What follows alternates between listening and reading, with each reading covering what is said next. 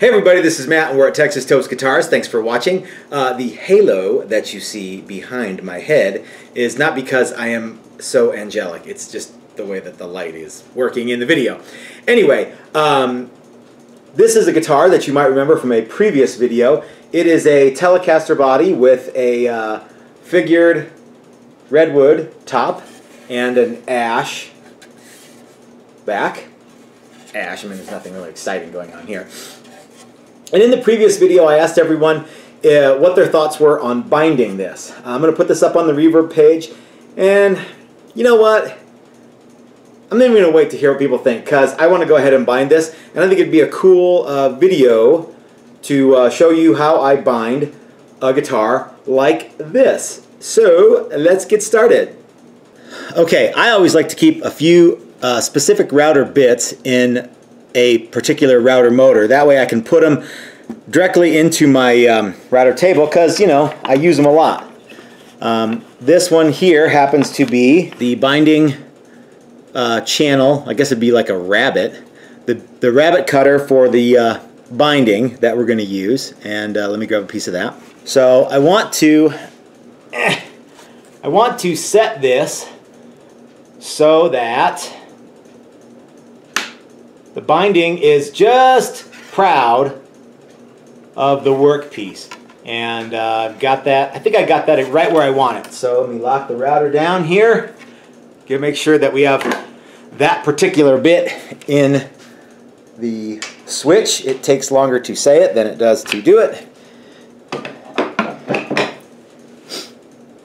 And what I am going to do is I am going to buzz the binding rabbit on this body. Here we go.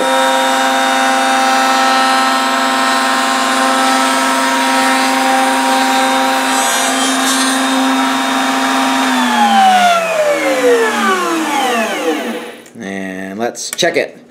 Yeah, that is actually just about perfect. There's a little bit of a lip right there, and that's perfect. That way what I definitely don't want to have happen is it be under the top, and it's definitely not. So some of you might be wondering why I didn't use my fancy binding routing contraption. I made a video about that maybe a year ago. And that particular jig tool router combo is designed to follow the contours of a carved top or something that is not flat. Since the Telecaster top is flat, and since I have to do some necks later with the same cutter, I thought, well, we'll just leave it in the router table. So if you have a binding router contraption, you probably already know you could have used that. But if you don't and you want to try binding yourself, router table or even a handheld router would work just fine. So I got my binding here. This is binding from Stuart McDonald. You can use binding from wherever you want. I don't care. And what I'm going to do is I'm going to go ahead and get it started. So I'm a fan of the StewMac binding, and I'm a fan of the StewMac binding tape. And I didn't think I was going to be when they switched.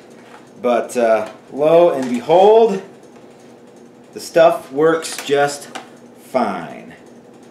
So, okay, so my binding is just kind of tacked in place. So I have a plastic syringe. This is a precision syringe. It's made for putting oil in, hard to get oil into places. And this has a plastic tip, and it's full of acetone. Did I already say that? So what I'm going to do is I'm just going to wick some of the acetone in between the binding and the body, and it will go in there like it's nobody's business. I made a video about this the other day too, and I did not come up with this idea. A really, really smart guy in Australia came up with this idea, or at least that's where I got it from. I don't know if he came up with the idea or not. Maybe the old timer guys came up with the idea. But anyway, it works great, and it works way better than having a bunch of you know, binding mixed with acetone and shit like that. Man, that was messy, and I used to do it like that too. And that was kind of handy if you had gaps in your binding.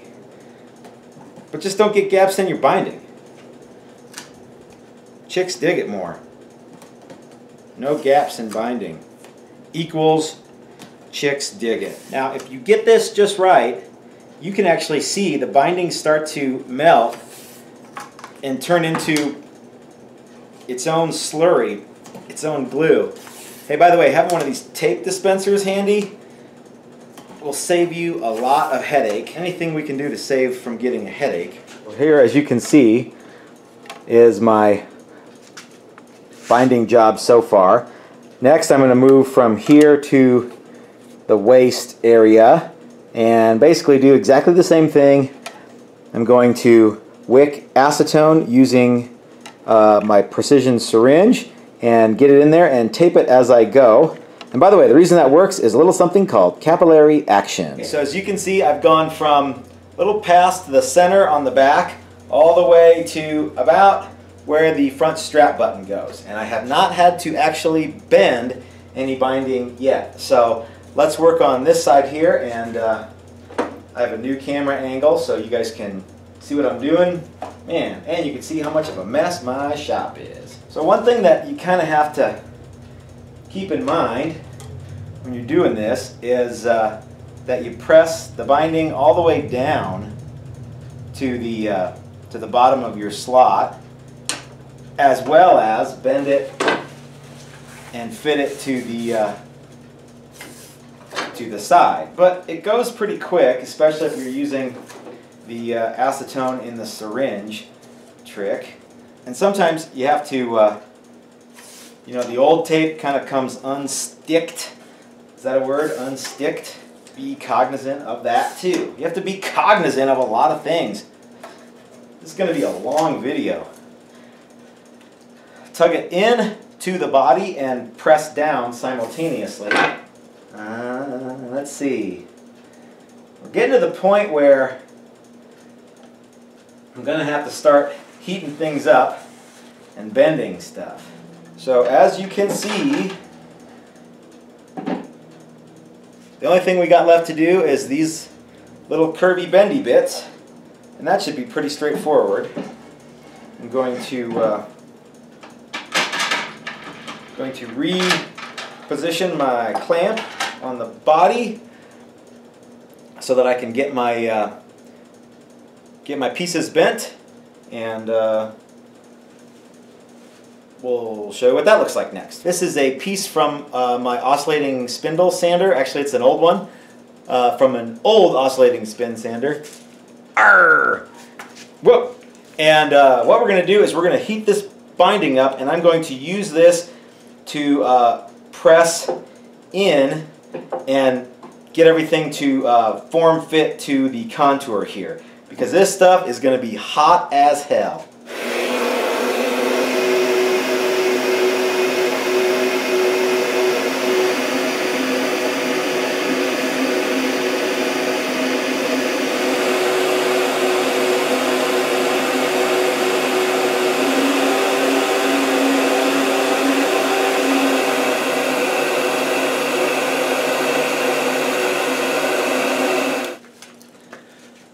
Okay, a couple of words of caution when using the heat gun. It is possible that you can heat this stuff up too much, and it'll start to bubble, and you can do it too fast. And any of that shit that you saw me pull on this, where I was getting the heat gun way up on it, I would recommend, I would advise against doing that until you are up to speed a little bit. And if you're using the celluloid binding, I probably wouldn't do that at all. I would let that stuff form fit with heat from really, really far away. I don't know what that's like to use. I've never used it. I'm probably not ever gonna use it because I like the way this stuff works. So I'm gonna finish up with forming these last little bits, and then I'll show you what it looks like all covered up with tape. Here we are in the shop the next day, and I had a little bit of an issue with the guitar covered in tape, so I don't have any pictures of that to show you guys. But imagine it's this just covered up with tape. I think you get the idea. So let's look and see what we got here. So the guitar is all nice and bound now, and I did clean it up a little bit. Remember how I said I wanted a little lip here? Well, I just went ahead and sanded that lip off, so everything's nice and smooth now.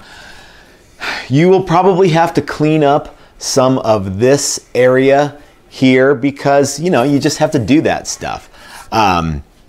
So this guitar is a done deal, and I'm going to put it up on the reverb page. You know what, maybe I'll actually spray it with sealer first, unless you guys think I shouldn't. Oh, I should probably put a round over on this before I put it up on the reverb page. So guys, if you have any questions about how we do binding, please leave them in the comment section below. If you like content like this, make sure to hit the subscribe button. And oh yeah, if you like the video, give us a thumbs up. So this is Matt at Texas Toast Guitars reminding you that if you're so smart, build it yourself. That's what I do. Thanks for watching, everybody.